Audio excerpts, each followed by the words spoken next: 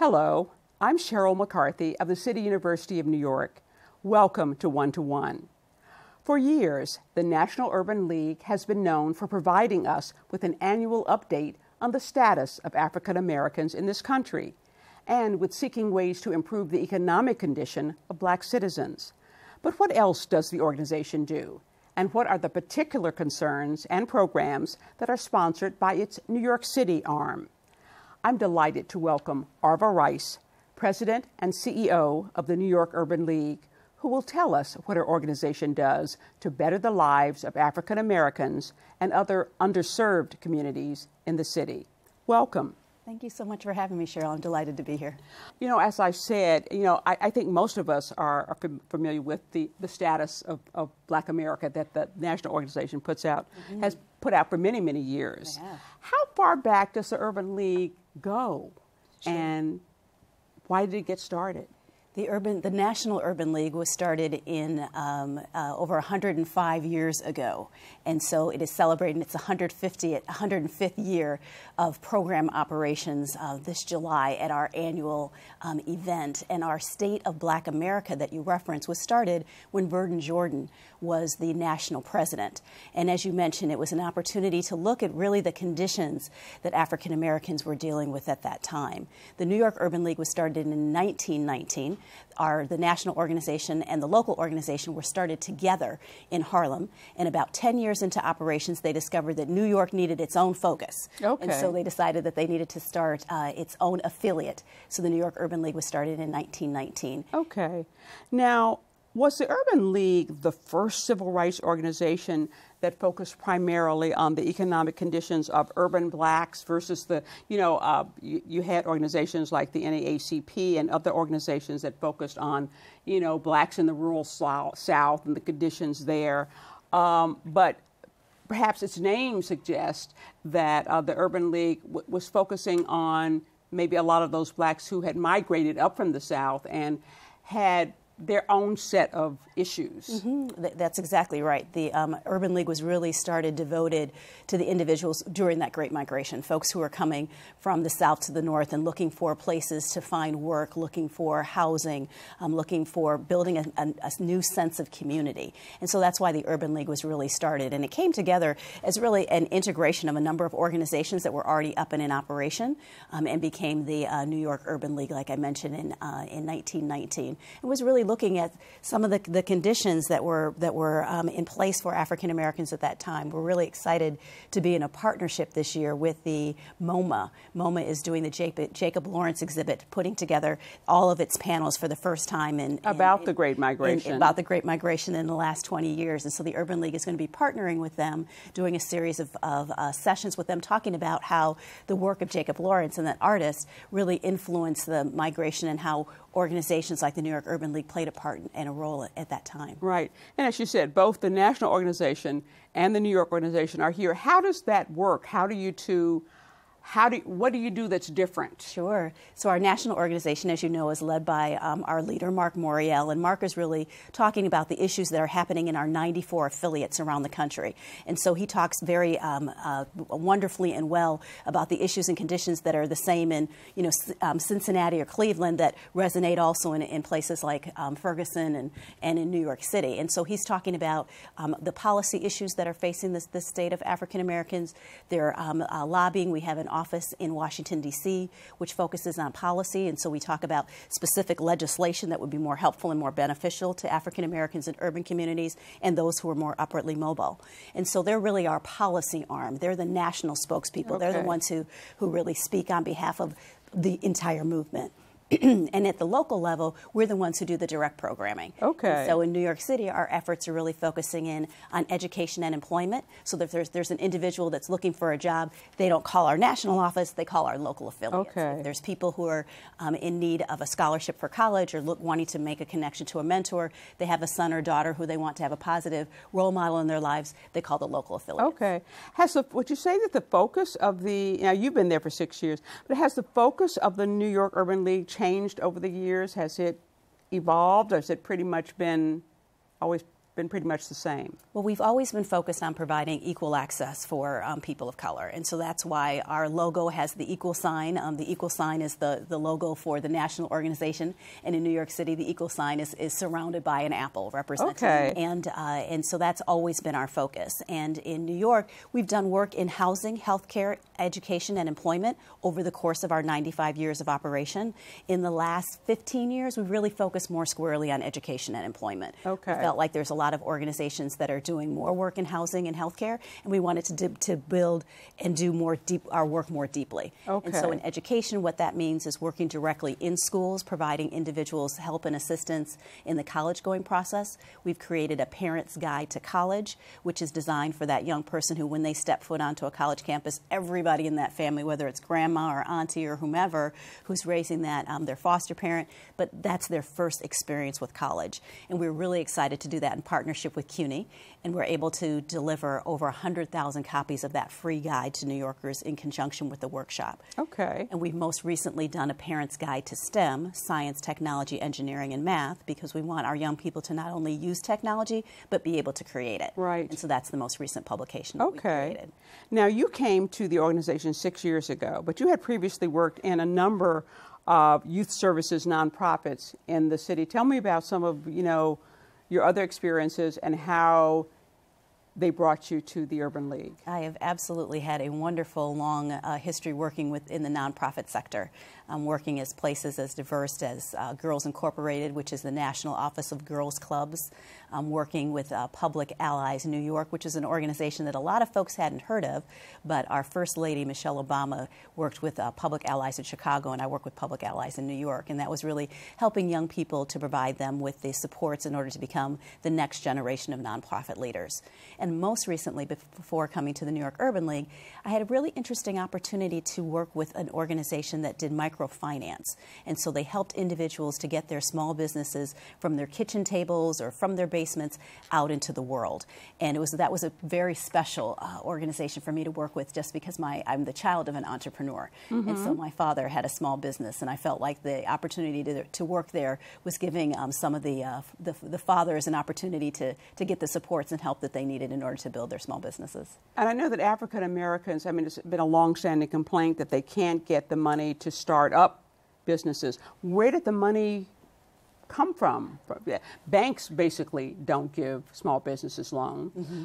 Where did the money for your microloans come from? That's a great question. It came through, there's the Community Reinvestment Act that was created during the President Clinton's administration that was really designed to incentivize banks to invest in communities. And so we were a community development financial institution, which is a specific government designation that we had that allowed us to lend monies. And so as a CDFI, we were able to access some of the monies from banks in order to be able to do those loans to the small business owners. And what brought you to the Urban League? Can I tell you, I have always wanted to work at the Urban League. Really? I really have. When I came to New York City, a friend of mine was working as an intern in the national office, and I thought to myself, wait a minute, there's nonprofit organizations that work to help and improve lives of New Yorkers, and there's one that's specifically focused on black people. How do I sign up? And so that's just some place that I wanted to always work, and I had an opportunity to meet Dennis Walcott at that time, and I said, one day, off in the distance, I would love to be able to work at the Urban League. And so this opportunity came to me about 10 or 15 years earlier than I thought that it would, but it's been a wonderful opportunity. Okay, and there you are. I suspect that other than being familiar with its name, everybody's heard about the Urban League, the New York Urban League, but probably not a lot of people are familiar with your actual activities, what you do. So let's talk about some of your programs. And one of them, ASCAP, Absolute Success College Access Program. Tell me about that. Sure. So our APSCAP program is really designed to work directly with young people to help them in the college-going process. And so the process starts in September. We have a historically black college fair that has been held at Riverbank State Park for the last 10 years, but the historically black college fair has been happening at the Urban League for over 20 years. And basically we invite over 40 historically black colleges, representatives from the schools, some of their alum who come to the college, come to Riverbank for that day. And individual young people and their parents are able to find out about the college-going process. There's on-site admission. There are workshops. There's a step show. It's just an introduction to the college experience. And over 3,000 young people and their families come to that event this year, every year. And so that kind of kicks off what we call our college season. And so that's one of the programs that we offer. After that, we work directly in high schools. And so we provide individuals during the school day, after school, with information on the college-going process, from filling out their financial aid application, working on their essays, what is it that they need to be doing, and preparing from freshman all the way till college. And then the last opportunity that we offer for individuals is the opportunity to actually receive a college scholarship. We've been delivering the Whitney M. Young Scholarship Initiative for over 40 years. Many people are familiar with our Football Classic, which is a game between two historically black colleges that takes place at MetLife Stadium, used to take place at Yankee Stadium, and the proceeds of that event have given us the opportunity to leverage and give over $20 million in scholarships to young people. I was reading about that classic because, I mean, people from the South, where a lot of the historically black colleges, they're used to big games between whatever the big black college football teams, but it's a rather unique experience in New York to be able to go to a game. And who's playing this year? Right, exactly. Well, this year we're taking a year off. Oh, okay. So we're taking a year off, but next year we will be back, and it will be Howard versus Morgan State. Okay. So we'll be playing once again next September, but this year we're taking a year off. And you're right, it is very unique. There is a special that was done by CBS Sports that documents the very first meeting of the two historically black colleges at Yankee Stadium, because it was such an important moment in time. Black folks didn't gather in that way back then, and so there was some concern about whether people would be safe, and they were able to offer that game at Yankee Stadium, and has been operating, like I said, for over 40 years since then. And the New York Urban League has been operating the football classics since the early 1970s. Wow. And you also have STEM academies? We do. So another component of our work is, since the New York Urban League really worked to integrate trade unions, really worked to help to break the glass ceiling in terms of bringing individuals into corporate America, we said the next frontier for us is to make sure that we're providing the same opportunities for African Americans in science, technology, engineering, and math. As I mentioned before, we think it's important. It's wonderful that our young people love to play with technology, but the fact is if you found out what the weather was today, you found that's a STEM solution. Right. And so we want to make sure that our young people have the opportunity to learn to be the creators of the technology, not just the users. And where are the academies, and who mans them? Sure. So the Academy is offered by the New York Urban League every summer. We do a gender-focused programming. Research tells us that it's important for girls to have their own opportunity to focus on their work, and for boys to have their own opportunity. So the girls meet 2 days a week, the gentlemen meet 2 days a week, and then on Fridays they come together for field trips. And so they're able to visit Google and Microsoft and Etsy and see some of the technology companies that are up and coming in New York. And so they're able to learn how to code. This year we're teaching them HTML. They have an opportunity to interact with individuals who look like them, who are scientists and engineers and mathematicians. And then they also have the opportunity to, as I mentioned, learn open up this world to them. And so, where's the Academy located? The Academy is located at our offices in Harlem, so it's on 136th Street. It is free. How many students each? And in each cohort we have 20 young people. Okay. And so we'd love for people to take a look at our website, www.nyul.org. We have just a couple of spaces. The guys, for some reason, are signing up in larger numbers than the girls, but we have a couple of spaces in each class, so we'd love for people to sign up. Okay. We're going to take a short break, then we'll be back with more with Arva Rice, President and CEO of the New York Urban League, after this message.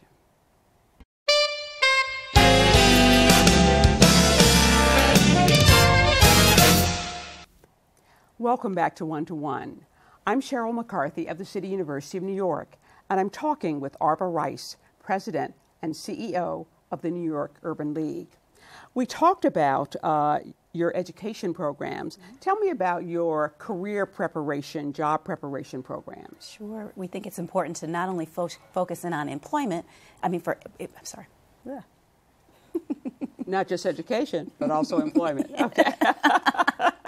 You know what I was trying to say. We feel it's important to focus not only in on education, but also employment. And so we're excited to have a number of opportunities and ways for individuals to engage in our employment programming. When you talk to a New Yorker who has a sense of what the New York Urban League does on a day-to-day basis, it's often because they've gotten their first job at the New York Urban League. Somebody in their family's gotten a position at the Urban League. And so that's why we think it's important to continue to focus on that, because obviously the unemployment rates are still very high for African Americans. And so in our institute, individuals are able to receive focused support around developing their resumes and often allocating for times outside of the workforce, how to talk about that. There's also workshops that are specifically on interviewing skills, how to make sure that they present themselves in the best way. We're in a very competitive space still, even with the economy picking up a little bit. And so it's important for individuals to be able to present themselves as best as possible. We also utilize the Urban League's long-term relationships. You know, we've been doing a lot of work in this community for a number of years, and so we help to leverage some of those relationships in order to get individuals internships as well as full-time positions. And we most recently have a retail certification program. Tell me about that. Which is designed specifically for individuals who want to work in retail but want to move beyond just working the register, but talk about management positions and working in customer service. And so that is a multi-week course that covers a number of different topics, and individuals are able to actually sit for a test in order to provide them with certification that would help them in exploring career possibilities in the retail industry. Now, is your focus primarily, it seems, on young people, or in terms of your career preparation? Are we primarily looking at the sort of 20-something, maybe 30-something group? Are we talking about that? It is both the younger generation. The other group that we work with at the New York Urban League is something called our young professionals, and I'll talk about them in a moment. But when it comes to employment, we work with a lot of individuals who have been downsized in their positions, and so they're looking for what they're going to do next. Right. We work with some folks who are low skill, but some folks who have had quite a bit of experience as well. So our employment services really are for adults. Okay. So it is for the adult population. Okay. With our young professionals, those are individuals who you know, like the folks many, many years ago who were making that transition from the South to the North and came to the Urban League 95 years ago. Our young professionals are individuals who recently graduated from school. A lot of them graduated from schools in other parts of the country and are coming to New York for the first time. And so they're looking for home. And so they come to the New York Urban League. They come to monthly meetings where they're able to have professional development. And then they also have a give back component. So they serve as the mentors to the young people in our Whitney M. Young Scholarship Initiative. Okay. They staff the scholarship event that we have. They staff the Historically Black College Fair, because it's interesting for me to talk about the college experience, but it's more fun if they hear from people who look a little bit more like them. Okay, okay. You mentioned the fact, you know, it's been a difficult economy for some time, with a big move to part-time, low-paid, temporary jobs with few, if any, benefits. College graduates who are unable to find jobs that can support them and put them on some kind of career path. I assume you find this affecting your clientele and your programs. Absolutely, and particularly what you were saying about part-time work and people getting less hours. So they're employed, but they're not employed enough to move to full-time. They're not employed enough to have their benefits. And I think being part of the New York Urban League helps them to develop their skills. And then also we serve as just a kind of, you know, hand holder and say, you know, keep at it. Right. And you know, you will get to the other side. And so that's part of the work that we do as well. Okay. I remember years ago, I mean, hearing, I guess it was a federal program called the Job Corps. Oh, yes. That, you know, I guess would send groups of people off to project sites and train. Does that still exist? Not in that form. Okay. Not in that form, but we have been fighting hard, and that's part of the work of our national organization, has been working hard in order to create legislation to really support some of the job work that the urban leagues have done at the local level and to help bring it to scale. Mm-hmm. Now, you mentioned that the national organization gets involved in a lot of policy issues. Mm-hmm. Does your chapter get involved in those as well? I mean, there are all kinds of issues in New York that you might be interested in: public schools, charter schools, the testing controversy, housing, recent issues at the Housing Authority, living wage, profiling African American males. Are these things that you get involved in on a sort of, do you get involved in the politics at all, or do you steer clear of that? We get involved at the policy level in a number of different issues. When it comes to education, we have something called our Education Policy Committee. So it's a group of concerned New Yorkers who meet at the Urban League on a monthly basis. And we do workshops, and we do training, and we educate ourselves and help to educate others.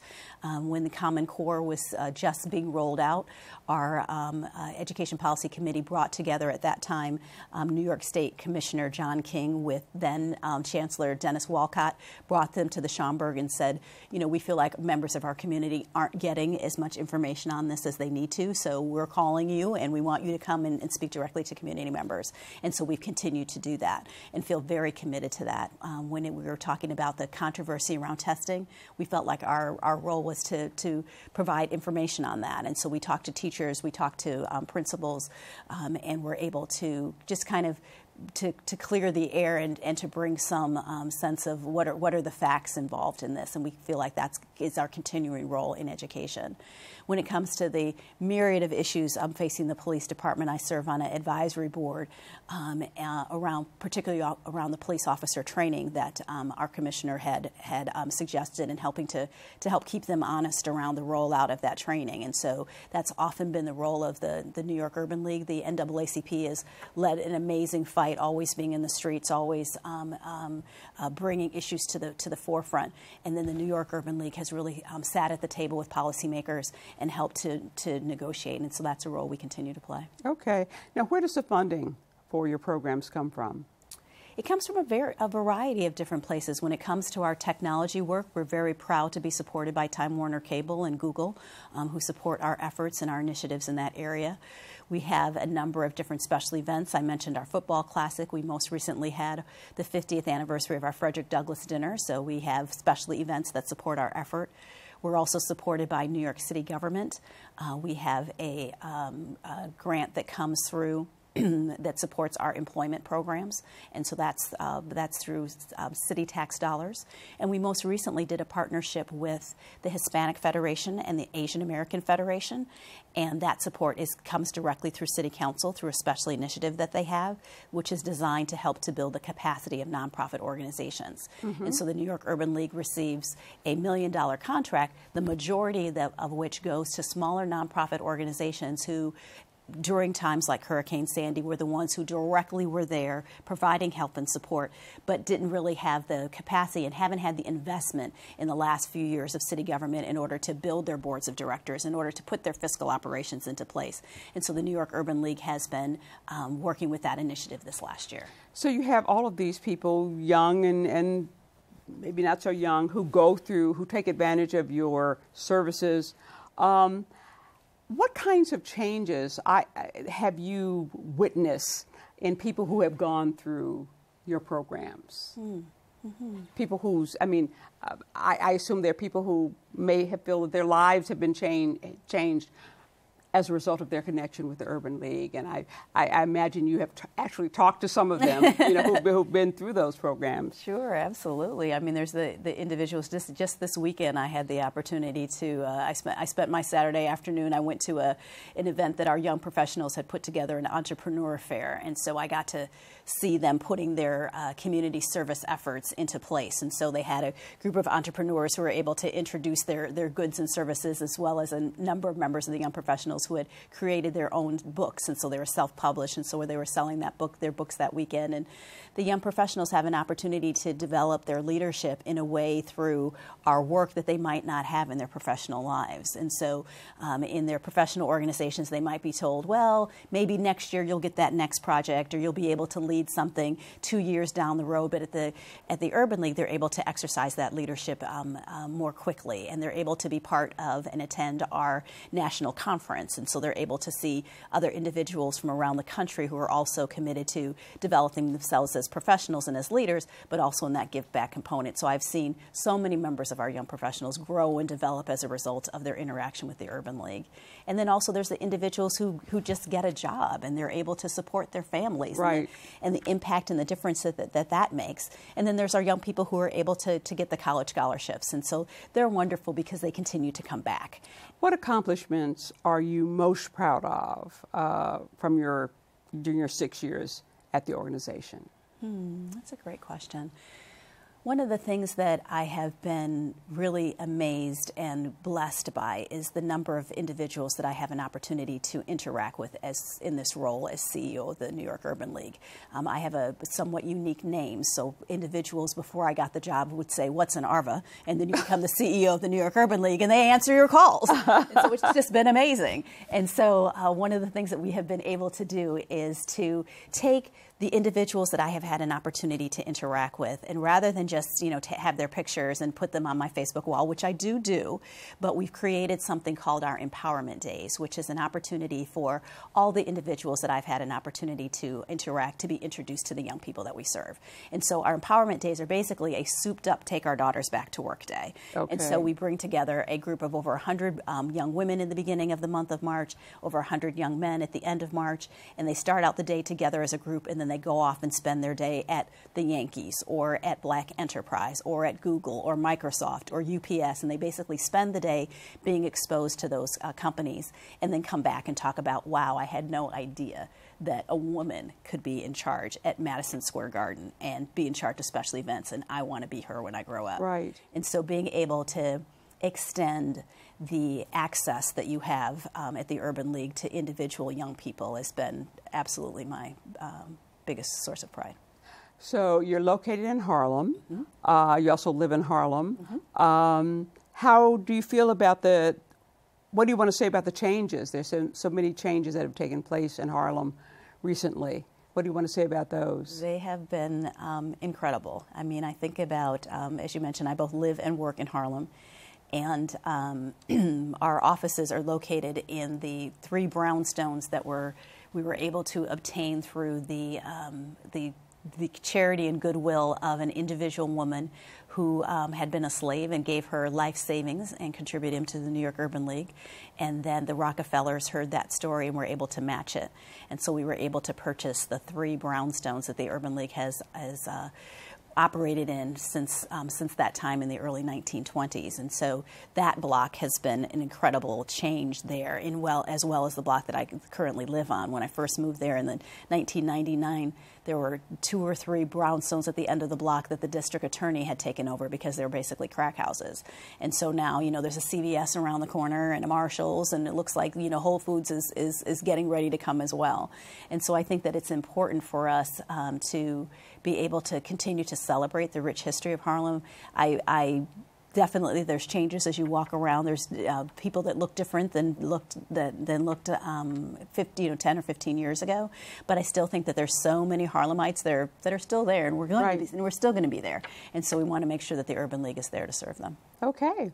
Well, I mean, I think you've told our listeners a lot about the Urban League that they maybe didn't know, because I think everybody's heard about it, right, but, didn't know a lot about the details of what you do, which is a lot. Yes. So I want to thank Arva Rice for joining me today. You can find more information about the New York Urban League by going to its website, nyul.org. For the City University of New York and One to One, I'm Sheryl McCarthy.